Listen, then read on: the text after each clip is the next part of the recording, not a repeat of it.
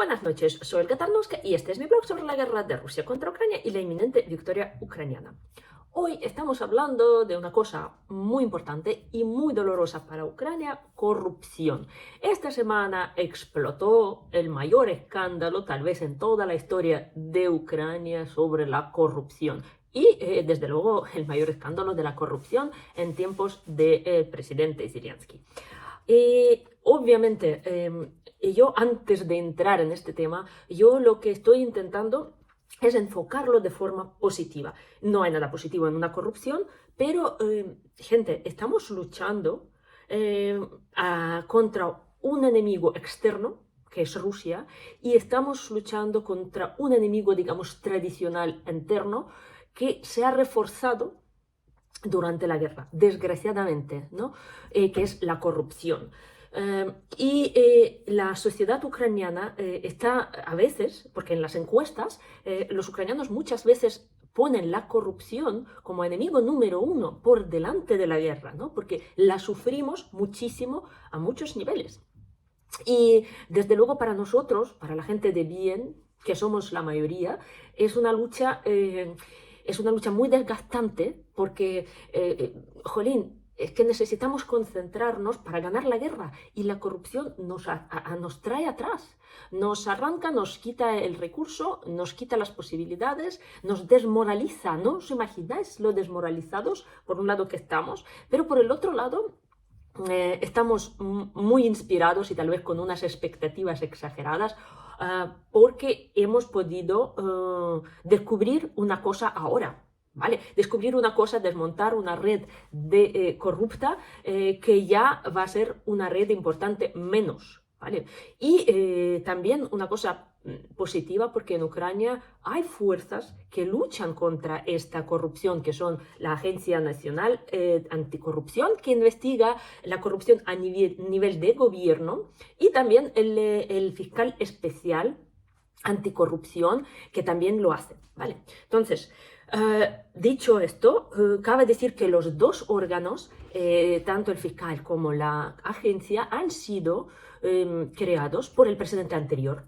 Y yo siempre le digo el inteligente, Poroshenko, porque no es porque él quería hacer mucha, sino, o sea, él tuvo que crear estas instituciones porque Ucrania quería entrar en la Unión Europea, y fue la exigencia de la Unión Europea la creación de esas instituciones independientes del Estado, ¿vale? Que no se someten y no se subordinan a ninguna institución, digamos, estatal de Ucrania, para poder actuar e investigar libremente pues, a los corruptos, ¿vale? No obstante, esas instituciones muchas veces investigan a alguien y luego esta investigación no se acaba de cuajar, ¿vale? Porque la tienen que transferir a otros órganos que son estatales, y estos ya lo van soltando a los corruptos. Entonces, la lucha de la corrupción en Ucrania es un tema doloroso, pero que existe, ¿vale? Y hay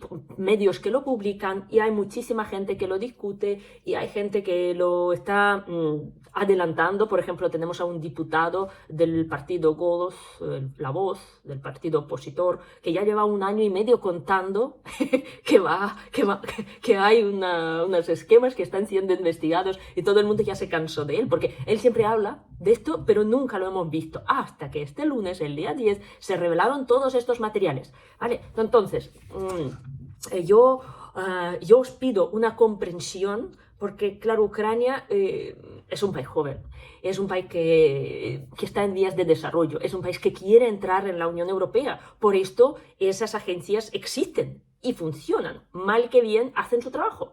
Y, de hecho, la sociedad está completamente consciente de su importancia, porque cuando el gobierno de Zelensky, este junio, ellos ya sabían que hay una investigación investigando a los próximos de Zelensky, entonces querían subordinar esas dos instituciones a otras instituciones bajo control del gobierno.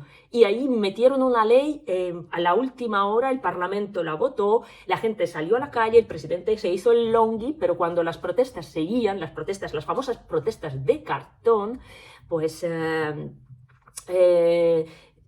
tuvo que recular.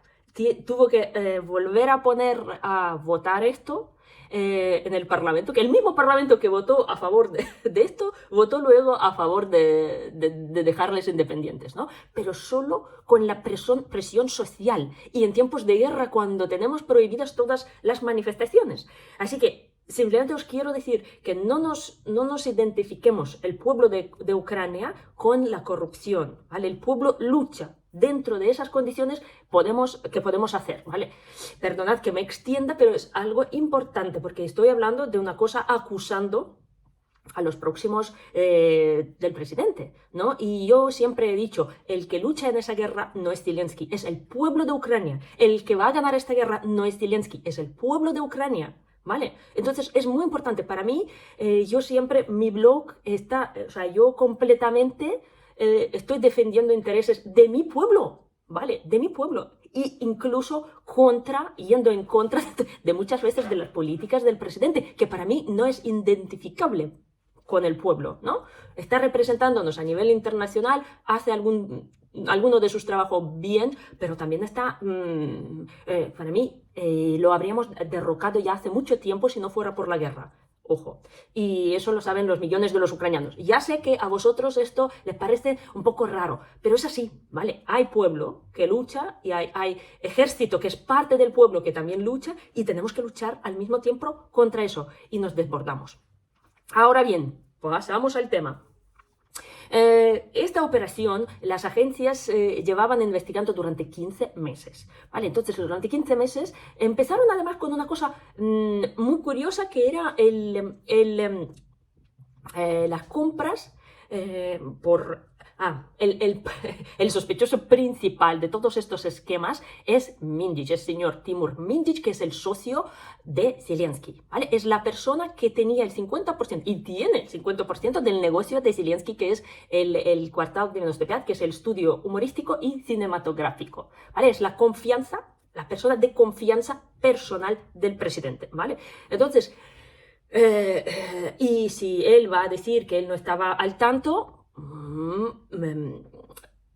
sin comentarios, gente, ¿vale? Entonces, Zelensky también tiene que comportarse en esa situación de manera inteligente que siempre le falta, ¿no? Porque él no entiende que es mejor reconocer esas cosas que negar que él no sabía nada, que no sé qué, no sé cuánto, pues por lo menos hacer unas comunicaciones a nivel social, internacional, contundentes, que él todavía no ha hecho. Entonces, tenemos esto.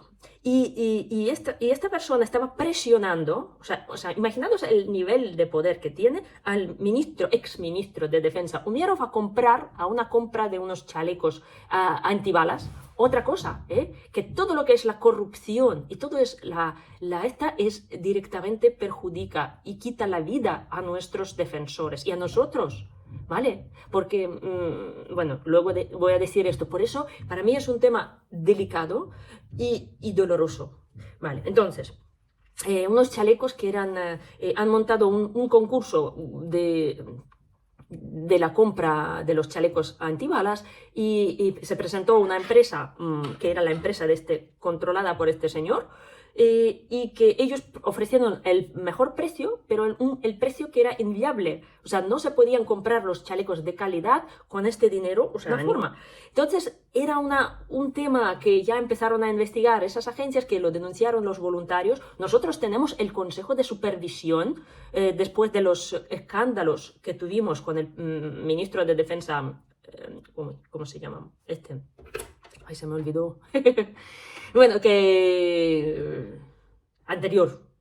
Empezaron a investigar este caso de una empresa inexistente, tal y cual, que quería vender muy barato, y al final se canceló esa compra, ¿vale? Pero ya las agencias entraron a seguir a este tipo. Este tío, como vivía en el edificio que fue como el centro de dirección de la empresa, por ejemplo, Energoatom. ¿Vale? Han creado una back office, una oficina oscura, una oficina clandestina, que dirigía la empresa, una de las mayores empresas energéticas ucranianas, con el ingreso de 200.000 millones de hryvnias. ¿Cuántos son?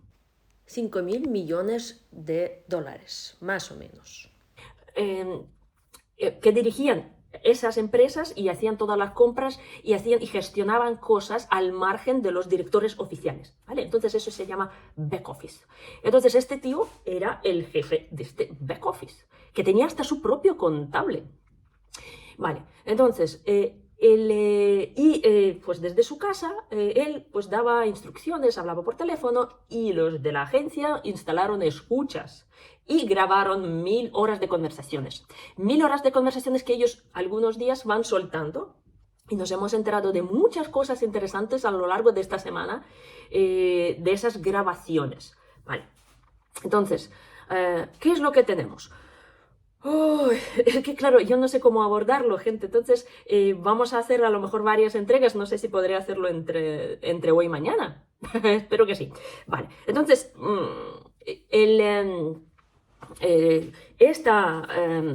esta institución, pues se llamaban uno que se llama Chernyshov, que era ex viceprimer ministro y ex ministro de la Unidad Nacional, que ya entró en desgracia hace unos meses porque ya le descubrieron algunas cosas en sus actividades anteriores, porque era el consejero de no sé quién, entonces ya estaba metido en algunas cosas.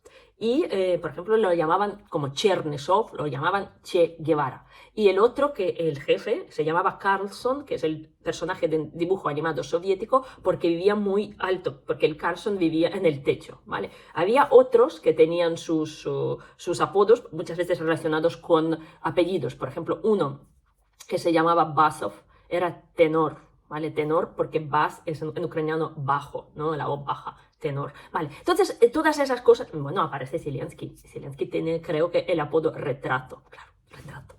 Vale, entonces todo esto ellos lo van volcando y lo van contando poco a poco.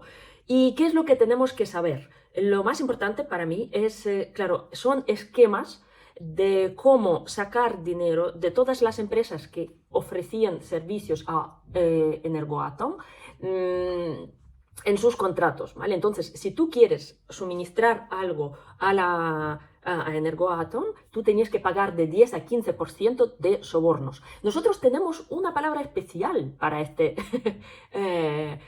claro, como yo hablé con un amigo español que trabaja muchos años en Rusia, en Ucrania, ya 30 años, digo, oye, ¿cómo se llama este tipo de soborno? Porque nosotros lo llamamos atkat. En ruso atkat, en ucraniano vitkat, pero toda la corrupción, todas las audiciones en esto son en ruso, gente.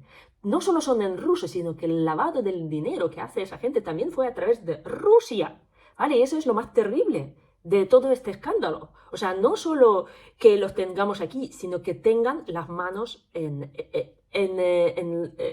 los bolsillos de nuestros enemigos. Entonces es muy dramático para Ucrania todo lo que estamos viviendo y toda la desesperación. Vale, entonces en la América Latina existe la mordida, ¿no? Entonces tú tienes que, esta margen, que si tú tienes que, quieres recibir un contrato de $1 millón, tienes que pagarme a mí personalmente el 15% de ese contrato y entonces la empresa te contrata y te paga este dinero. Entonces imaginaos cuánto dinero en las empresas tenían que meter de más para poder funcionar. Entonces han sido... Claro, han revelado parte de los materiales de la investigación, han detenido a 5 o 7 personas relacionadas con el gobierno, al ex ministro de Energías, que en julio pasó a ser ministro de Justicia, era German Galushenko, ¿no? Entonces, y además es muy gracioso, porque no solo deja de ser ministro de Energías, se llama profesor en las escuelas. Y este ministro, que deja de ser ministro de Energías y pasa a ser ministro de Justicia, en su lugar deja a su amante, a la señora que nadie conocía, de repente se hace ministra de Energías, gente. Y luego, claro, en las escuchas resulta que ella dormía en casa de este señor, tenía las llaves, y estos dos ministros, Zelensky ha hecho como si no pasara nada, ¿vale? Y han dicho que hay que alejarlos de sus cargos, ¿vale? Alejarlos de sus cargos, pero no destituirlos. Y ya cuando la gente empezó a protestar, ha salido en todos los medios este tema, ya empezaron a hablar que hay que destituirlos. Todavía no los ha destituido, gente. Pues porque no hay prisa, ninguna prisa. Ellos han hecho algunos escritos formales, pero el Parlamento los va a destituir la semana que viene. si Dios quiere, ¿vale? Entonces, tenemos una cosa, río para no llorar, ¿vale? Un tinglado montado con muchos participantes. Tenemos una back office que estaba dirigiendo una empresa estatal brutal que recibía fondos que ellos tenían que utilizar para defender los objetivos energéticos ucranianos contra golpes rusos. Y que ellos en estas escuchas han dicho que es mucho dinero, que no vamos a gastar dinero en esto. Entonces, el hecho de que yo esté sin luz, igual que los millones de ucranianos, en parte se debe a que esta gente no gastó el dinero que debían gastar en proteger nuestras centrales, subestaciones y todo esto. ¿Vale? Entonces, os podéis imaginar cómo nos sentimos con este escándalo. ¿Vale? Y esta es la primera parte que yo quería contaros hoy. Desde luego, y voy a seguir porque hay más cosas.